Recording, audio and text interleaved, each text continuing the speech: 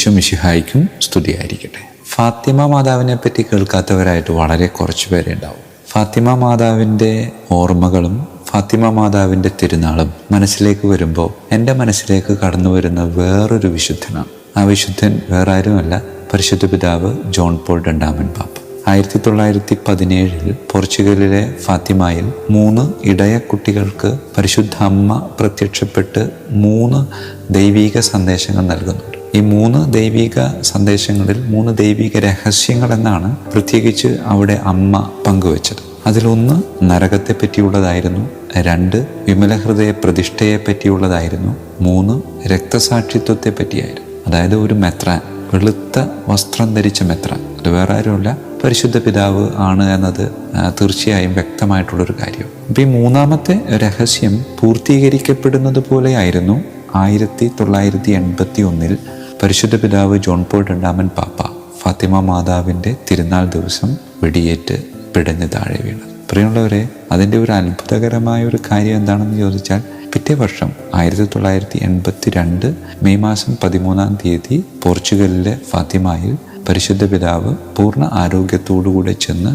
തൻ്റെ ശരീരത്തിൽ തറഞ്ഞു കയറിയ ആ വെടിയുണ്ട പരിശുദ്ധ അമ്മയുടെ കാൽക്കൽ കാണിക്കയായിട്ട് സമർപ്പിക്കുക.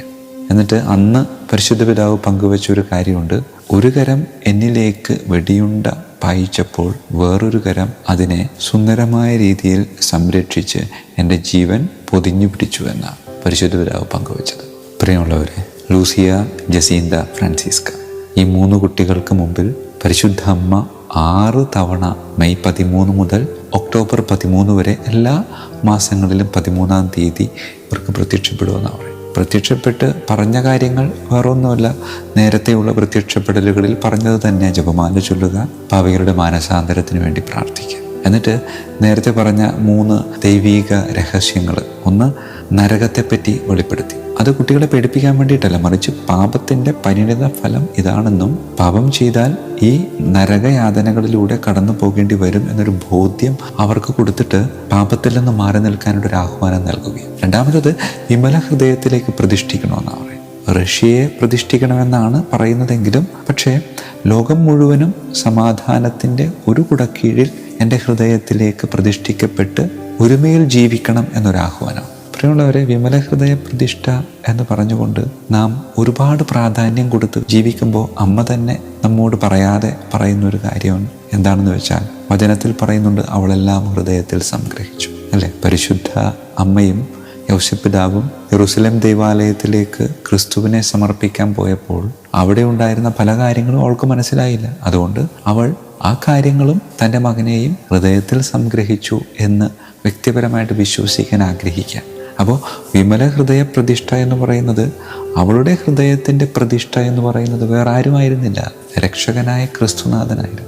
അതുകൊണ്ട് വിമല ഹൃദയ പ്രതിഷ്ഠ തിരുഹൃദയ പ്രതിഷ്ഠയിലേക്ക് ചെന്നെത്തണം. ഇല്ല എങ്കിൽ വിമല ഹൃദയ പ്രതിഷ്ഠ കൊണ്ട് അർത്ഥമില്ലാതെയാകുമെന്ന് പറയും. ആയതിനാൽ പ്രിയമുള്ളവരെ, പരിശുദ്ധ അമ്മയുടെ ഈ ദർശനത്തിലൂടെ അമ്മ നമ്മോട് പങ്കുവയ്ക്കുന്നത് എന്നിലൂടെ പുത്രൻ്റെ ഹൃദയത്തിലേക്ക് ചേർന്ന് നിൽക്കാൻ. അതിനാൽ പ്രിയമുള്ളവരെ, അമ്മ ഹൃദയത്തിൽ പുത്രനെ എന്നും സംഗ്രഹിച്ചു പിടിച്ചതുപോലെ നമ്മുടെ ഹൃദയത്തിലും ക്രിസ്തുവിനെ സംഗ്രഹിച്ചു പിടിക്കാം. അഗസ്റ്റീനോസ് പുണ്യവാളൻ പ്രാർത്ഥിച്ചത്, അല്ലെങ്കിൽ അഗസ്റ്റീനോസ് പുണ്യവാളൻ്റെ വാക്കുകൾ ഈ സമയം നമുക്കൊന്ന് കടമെടുക്കാം. അങ്ങിൽ വിലയം പ്രാപിക്കുന്നതുവരെ എൻ്റെ ആത്മാവ് അസ്വസ്ഥം. എൻ്റെ പ്രിയമുള്ളവരെ, പരിശുദ്ധ അമ്മയുടെ ആത്മാവും അസ്വസ്ഥമായിരിക്കും മക്കളായ നമ്മൾ പുത്രനായ ക്രിസ്തുവിൽ വിലയം പ്രാപിക്കുന്നതുവരെ. അതുകൊണ്ട് യഥാർത്ഥ വിമല ഹൃദയ പ്രതിഷ്ഠ എന്ന് പറയുന്നത് പരിശുദ്ധ അമ്മയുടെ ഹൃദയത്തിലേക്ക് നമ്മെ സമർപ്പിക്കുന്നതിലല്ല, മറിച്ച് അമ്മയുടെ ഹൃദയപ്രതിഷ്ഠയായ പുത്രനിലേക്ക് നമ്മളുടെ ജീവിതത്തെ സമർപ്പിക്കുമ്പോഴാണ്. ആയതിനാൽ പ്രാർത്ഥിക്കാൻ നമുക്ക്. കാരുണ്യവാനായ കർത്താവേ, ലോകസമാധാനത്തിന് വേണ്ടി, ഒരുമയ്ക്ക് വേണ്ടി ഈ ഫാത്തിമ മാതാവ് നമ്മെ ഓരോരുത്തരെയും ക്ഷണിക്കുമ്പോൾ ഒരുമയിൽ, ഐക്യത്തിൽ ജീവിക്കാൻ ഞങ്ങളെയും അനുഗ്രഹിക്കണമേ എന്ന് നമുക്കൊരുമിച്ച് പ്രാർത്ഥിക്കാം. കണ്ണുകളടക്കാം, കരങ്ങൾ കൂപ്പാം. കാരുണ്യവാനായ കർത്താവേ, സമാധാനമില്ലാത്ത അന്തരീക്ഷം ഞാൻ മൂലം ചിലപ്പോഴൊക്കെ ഞാൻ വസിക്കുന്നിടങ്ങളിലും ഞാൻ ചെല്ലുന്നിടങ്ങളിലുമൊക്കെ സൃഷ്ടിക്കാറുണ്ട്. കാരണം എൻ്റെ ഉള്ളിൽ സമാധാനത്തിൻ്റെ രാജാവായ ക്രിസ്തു പ്രതിഷ്ഠിതമായിട്ടില്ല എന്നതാണ്. ആയതിനാൽ എൻ്റെ അമ്മേ, അങ്ങേ പുത്രനെ എൻ്റെ ഹൃദയത്തിൽ പ്രതിഷ്ഠിച്ച് സമാധാനത്തിൻ്റെ ഒരു ഉപകരണമായി ഈ ലോകത്ത് ജീവിക്കാൻ എന്നെ അനുഗ്രഹിക്കണമേ. കർത്താവായ ക്രിസ്തു വഴി ഞങ്ങൾ സമർപ്പിക്കുന്ന പ്രാർത്ഥന കേട്ടരുളണമേ. ആമേൻ.